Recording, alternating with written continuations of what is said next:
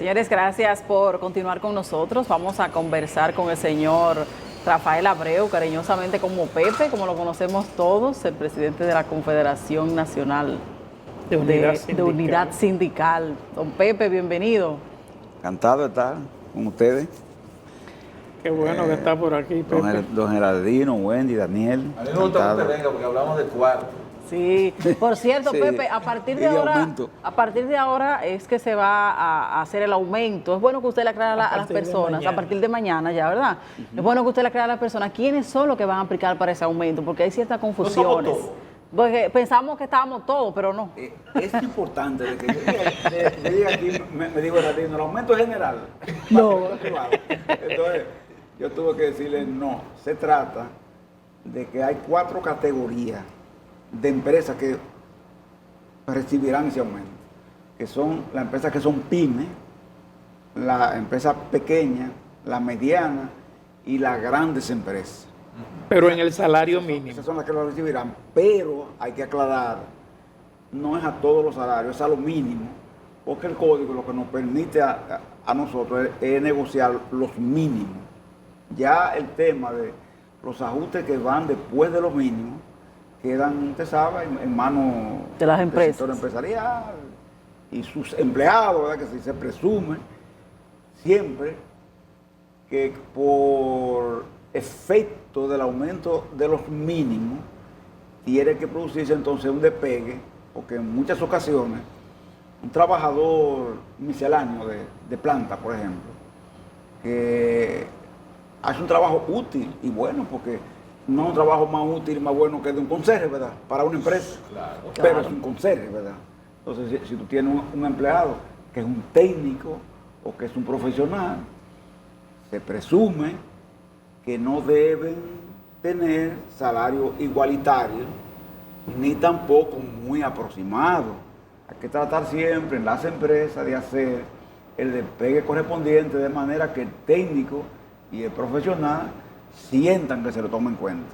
Entonces, hay muchas empresas que no hacen eso y eso provoca como cierto entaponamiento, ¿verdad? O sea, ¿usted cree que al entrar en vigencia el aumento salarial para los salarios mínimos en las diferentes categorías de empresas, los empresarios y los empleados deben ponerse de acuerdo para hacer el reajuste de esa manera? Sí, porque pongamos, por ejemplo, la gran empresa, la gran, que le toca ahora a ese trabajador de la gran empresa un aumento de 12%. Pero ese trabajador del mínimo, te va a llegar aproximadamente a unos 27,000 pesos, esa persona. Si tú tienes ahí, al lado de ese trabajador, un profesional, un técnico, que te devenga 30,000, vamos a suponer, tú no notas, ¿verdad?, que la cercanía entre ellos, en el caso no es favorable porque la igualdad absoluta no es buena y además es una demagogia en definitiva, ¿verdad? Porque la igualdad que yo conozco, nada más la conozco en los cementerios, tú ves, en el cementerio, porque aunque a mí me entierren en el cementerio de Cristo Rey y a otro lo entierren en Puerta del Sol, ninguno de los dos vamos a reclamar. Lo que reclaman son las familias. Ahora, cuando usted está vivo, sí nota, ¿verdad?, el hecho de que se le pretenda montar en el carril de una igualdad absoluta que es ficticia, ¿verdad?, que no existe. Y por eso la gente busca siempre reconocimiento, ¿verdad?, a lo que se empeña. Pero después viene el otro aumento, 8%. Acuérdense que es fraccionado, fraccionado. Entonces viene el 8 para completar el 20 y esa persona que está en 27 va a llegar a 30. Y si tú dejas en 30 a profesional, al técnico calificado, ¿qué va a pasar? Pero entonces se iguala con el otro. Pero se ha complicado todo, Pepe. ¿Por qué? ¿Cuántos salarios mínimos hay en el país?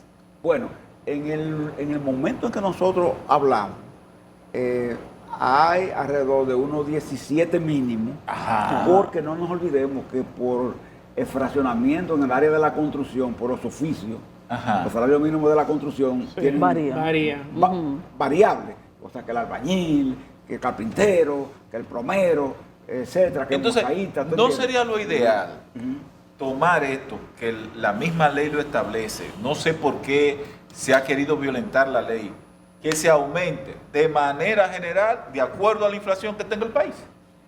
Lo que pasa es que ahí se dio un impasse que hereda el código desde su nacimiento. Es decir, hablando de 1951, el código Trujillo, ¿verdad? Y todo lo que ha pasado hasta el código actual de 92. Hay una tesis del sector empresarial que es la contraparte, ¿verdad? En esas negociaciones, la contraparte, diríamos así, fundamental, que alega que el salario establecido después de lo mínimo debe ser negociable de acuerdo a las condiciones imperantes en el área de la economía de que se trate. Lo que ellos dicen es, después de un salario estándar, ¿entiendes? Y que el aumento sea para todo, para el conjunto, entonces habrá un área de la economía, vamos a suponer la textil, que no está en condiciones de hacer ese ajuste global. Habrá otra, la metalúrgica, que quizás puede, el comercio que no puede. En los países desarrollados se hace lo que está diciendo Daniel, en los desarrollados, porque en los desarrollados se negocia por área de la economía. Lo que se dice es, bueno, tal área de la economía, por ejemplo, la metalúrgica o la minera, tiene esta condición. Entonces, negociamos un salario para esa profesión, entonces, para ese oficio global. No se negocia fraccionado. Se hace por renglón. ¿Entiendes? Pero, por lo general, en nuestro continente latinoamericano, salvo Estados Unidos, que no es así, ¿verdad? Ni Canadá, que son parte de las Américas, pero no son así.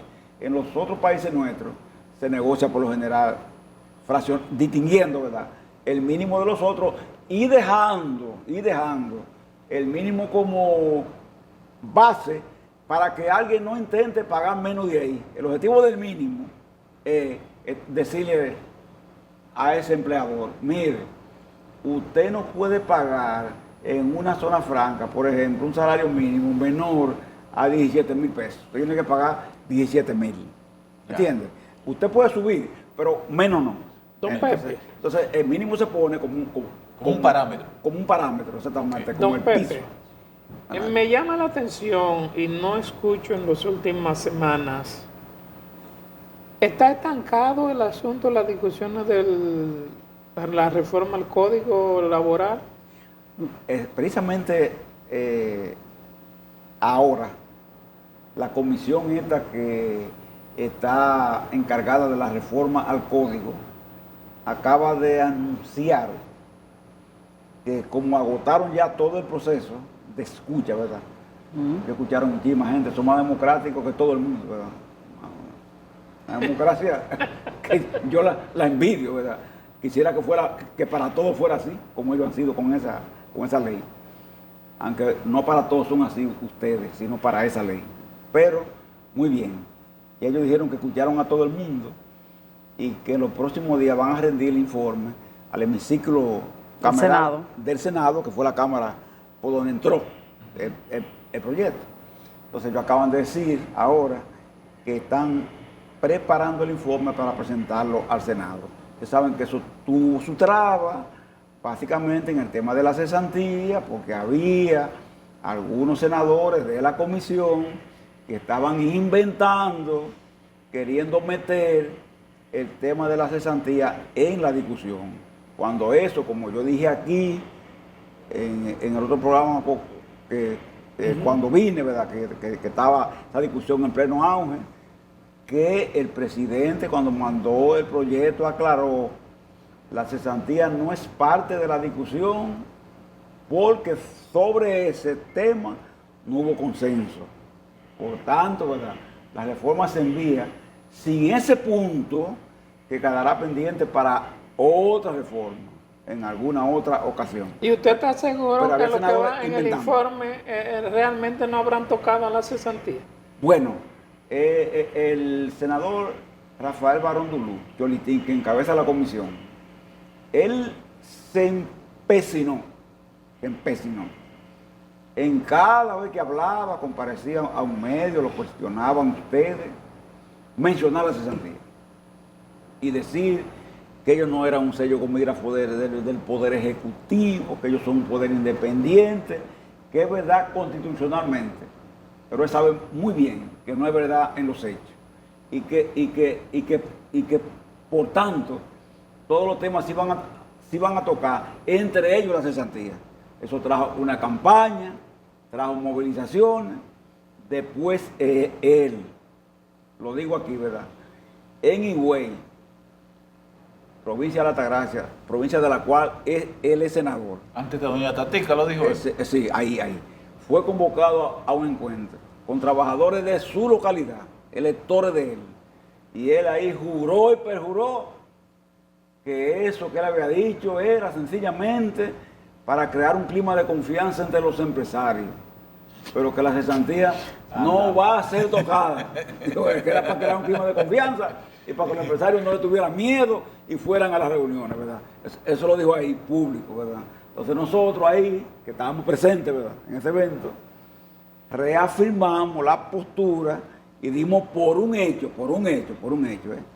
que ningún senador de los que esté en esa comisión se le va a ocurrir la idea de pretender incluir ese punto. Eso es. Bueno, ayer ya O sea, aseguraron que ustedes no. descartan que eso venga dentro del paquete. Lo descartamos porque para hacerlo, y eso es muy importante la pregunta de Latino, porque para hacerlo tiene que hacerlo algo con iniciativa legislativa. Sí. Tiene que proponerlo uno de la comisión o un senador en el hemiciclo. Entonces, lo que han dicho los dos partidos que tienen presencia en el Senado son dos, es Fuerza del Pueblo y el PRM. Esos son los dos partidos, porque los otros que están ahí son aliados a ellos. De manera que hay nadie independiente. Todos nos conocemos, nadie independiente. Entonces, como nadie independiente, nosotros presumimos que los líderes de esos partidos, Leonel Fernández por un lado, Luis Abinader por otro, han planteado en reuniones de sus diversas organizaciones, y el presidente fue testigo, porque el presidente fue que nos convocó a nosotros y nos dijo, mire, con los empresarios ahí, los empresarios aquí, nosotros aquí, el ministro de Trabajo anterior, Luis Miguel Decán, y nosotros. El diferendo de la cesantía, ¿se puede resolver? Y nosotros dijimos, no, presidente, no hay manera. Don Pepe, eso tiene ese código, otros aspectos. Él lo sabe, ¿qué hace? Hay otros aspectos ahí, porque ya los senadores ya lo han afirmado cada vez que le preguntamos lo mismo, que la cesantía no va porque es un costo político que no se va a asumir. Pero hay otros temas ahí que ustedes sí estuvieron de acuerdo, pero sin embargo la mayoría de los trabajadores lo rechazan, que es el tema del juez conciliador, que eso dilataría un proceso en caso de que una empresa no quiera pagarle sus prestaciones. Dice que volver a un juez conciliador que se había quitado en aquella época, el mismo Milton Rey Guevara lo había dicho, que fue uno de los creadores del actual código, que eso es lo que va a hacer que va a dilatar el proceso. Entonces, que a veces no vale la pena, se queda la cesantía, pero sí, entonces para adquirirla se le va a poner trabas. Ustedes estuvieron de acuerdo. Magnífica pregunta, Wendy, muy buena, porque me permite aclarar una confusión que se ha dado con eso de juez conciliador, pero que la dan personas interesadas por algo que voy a explicar aquí. No Wendy, no, otra persona interesada, que sabemos por qué. Miren, el doctor Rafael Laluque, que fue nuestro asesor en esa mediación, es una persona que usted lo sabe, Jardín no lo sabe. Él siempre ha sido asesor de trabajadores, toda su vida, ¿verdad? Fue vicepresidente, pero nunca dejó esa inclinación, ¿verdad?, toda su vida. Entonces fue el asesor nuestro en todo ese proceso, tanto en el gobierno de Danilo como en el gobierno del presidente Luis Abinader. Entonces, ante la queja del sector empresarial, básicamente, aunque en menor grado del sector sindical también, de que todos los conflictos se judicializaban, todos los conflictos, y que no había manera de que las partes se pusieran de acuerdo, porque a muchos abogados, ¿entiendes?, le conviene más, a muchos abogados litigantes, Wendy, ¿verdad? Pero en el buen sentido de la palabra, le conviene que el conflicto se extienda a que se busque una salida a corto plazo. Entonces se prefería judicializar cualquier conflicto. Y aunque un empresario, vamos a suponer, hiciera una propuesta cierta sobre el pago de una determinada prestación reclamada por un trabajador, el abogado terminaba siempre incidentando, porque el interés es prolongar el proceso. Que al trabajador, por supuesto, no le conviene, porque el trabajador siempre está urgido, Daniel, eso es así. Sí, sí. Entonces, ¿qué se propuso ahí? Bueno, señores, vamos a crear la figura del juez conciliador. Esa figura del juez conciliador es un juez que, contrario a antes, que la conciliación era administrativa, y por eso se quitó, porque era en el Ministerio de Trabajo y se corrompió, ¿entiendes? Pero un juez conciliador que su única especialidad, Geraldino González, será ¿cuál? Decirle al patrón y al trabajador que tienen un diferendo: miren, señores, aquí hay esto.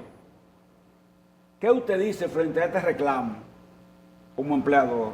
Yo digo esto, yo digo aquello, digo lo otro, digo aquello, etcétera, etcétera. Bueno, entonces, ante esa posición encontrada, la propuesta mía como juez es esta propuesta, una propuesta media, ¿verdad? Justa, para buscar un acuerdo entre las partes. Entonces, reúnanse ahí, les voy a dar un tiempo de tantas horas, tantos días, para que se reúnen y busquen la manera de conciliar con su abogado. Y acelerar el proceso. Acelerar el proceso, Geraldino. O sea, es lo que va es a validar el acuerdo a que llegue el patrón. Validar el acuerdo, porque él como juez, Wendy, no será el juez de fondo, ¿tú entiendes? Porque ahora el mismo juez conciliador es también de fondo. Entonces, hacer de fondo, ¿sabes? Tiene una doble función. Lo que hace el juez Candelario. Pero eso va no a quedar concilia. dentro de la modificación. Va a quedar ahí. O sea, se va a establecer. Así mismo, entonces, eso lo hizo el doctor Abuque, que es partiendo de su experiencia internacional, en OIT, mundial, ¿entiendes? Ahora, un abogado de esto que lo que quiera es, en definitiva, ¿cuánto le toca? Tanto, bro. El objetivo es demandar, pero demandar, pero además prolongar el tema, porque entiende que ahí, al final, nosotros no ganamos nada con eso. Sí, pero además hay una máxima jurídica que establece que es mejor un mal arreglo que un buen pleito. ¿Entiendes? Lo que no mejor entonces, en ese orden lo que se busca es eso. Entonces, hay gente que habla de eso, pero habla porque le afecta intereses. Yo vi, por ejemplo, al ilustre Surún Hernández, ¿verdad? Protestando por eso, ¿verdad? Pero él sabe por qué lo hace. Pero yo pregunto, ¿y si se está discutiendo un aumento? Discutiendo no, ya se aprobó el aumento de salario. Sí. ¿Por qué yo siento que los grupos sindicales no han sido muy activos con reclamarle a los gobiernos, no solo a los gobiernos, hacer el ajuste por inflación establecido por ley? Magnífica pregunta. Indexación salarial. La llevada y traída indexación salarial que golpea a la clase media salariada. Eso es. Mira. Está en el Código Tributario. En el año 2017, artículo 357 del Código Tributario, en el año 2017, se congeló la indexación salarial en 34,000 pesos. 34,000 pesos. Todas las personas que ganan más de 34,000 pesos, entonces quedaron grabadas. Hoy ya, si se aplicara el Código Tributario como está planteado, ¿ustedes saben qué pasara? Que toda persona que ganara hasta 55,000 pesos, sea pública o sea privada, estuviera exceptuada del tema del ajuste por inflación y recibiera un aumento salarial. Un aumento salarial automático. Indirecto, automático, inmediatamente, ¿verdad? ¿Qué pasa? Eso se le presentó al presidente Luis Abinader. Se le presentó.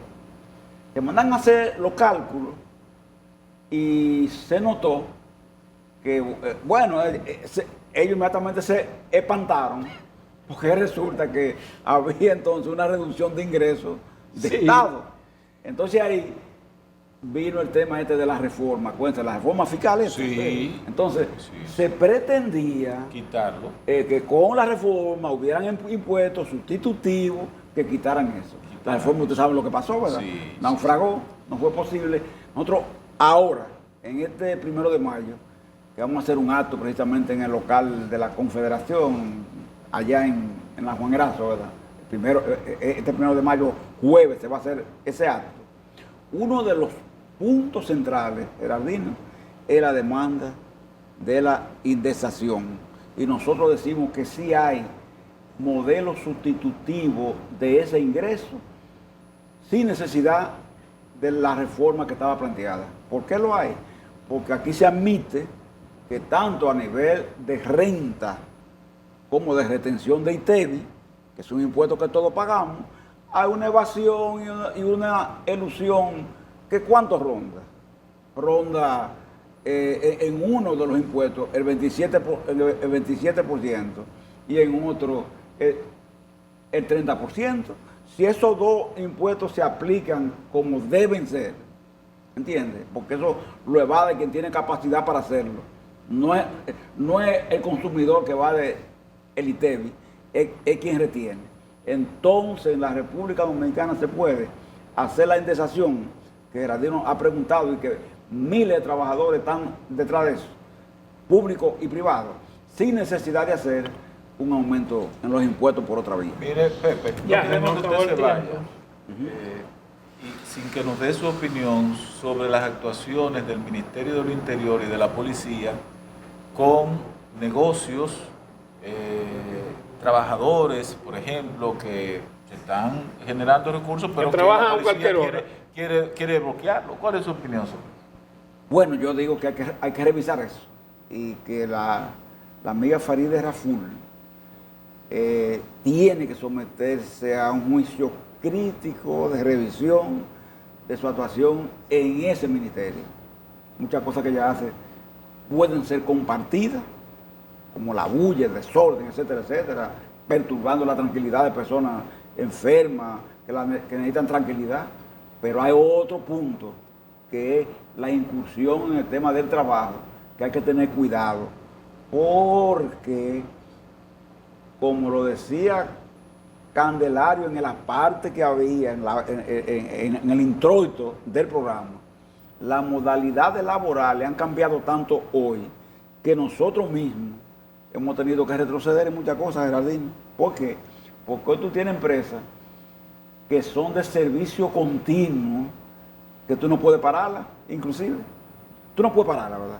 Porque su modalidad de servicio no permite que cesen.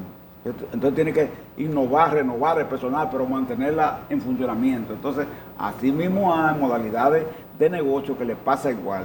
Entonces, si alguien no está molestando ni a los vecinos, ni al entorno, mucho menos, y está trabajando honradamente, yo estoy de acuerdo con lo que decían ustedes allí, creo que Wendy decía, pero para que la gente esté atracando ahí y violentando cosas, ¿verdad? Si están trabajando, ¿verdad? Y están aportando al país, es mejor que estén en ese entorno y no en lo otro. Yo pienso que sí, que eso hay que mantenerlo. Gracias. Farideh, revise eso, Farideh, revise. Gracias, Rafael Pepe Abreu. Siempre es bueno conversar con usted sobre estos temas. Gracias a usted. Muy amable. Gracias a usted. No me toque el aumento. Señores, a ustedes gracias.